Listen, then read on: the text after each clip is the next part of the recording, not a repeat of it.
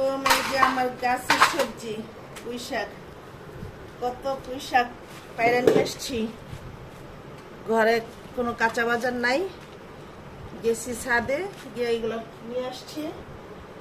আর এই যে ধনিয়া পাতা আনছি, বিলাতি ধনিয়া পাতা, এই যে করলা আরও আছে করলা।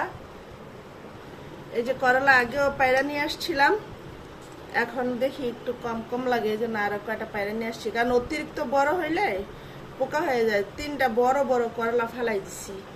এখন এগুলা নিয়ে এসে আমার গাছের করলা। আর এই পুঁই শাক, সবাই দোয়া করবেন। এখন বাজারে তরকারির যে দাম, এক আটি পুঁই শাক কিনতে গেলে 40 টাকা 50 টাকার নিচে নাই। আমার এইখানে না হইলে 100 টাকার পুঁই শাক আছে। এখন নিজের গাছেরটা খাওয়া ভালো, নিজের গাছের থেকে পায়রা নিয়ে আসলাম। বুঝতে পারি না এতগুলো হবে, তাহলে কাটার সময় ভিডিও করতাম। আর এই যে সবাই দোয়া করবেন। আল্লাহ হাফেজ, সবাই ভালো থাকবেন।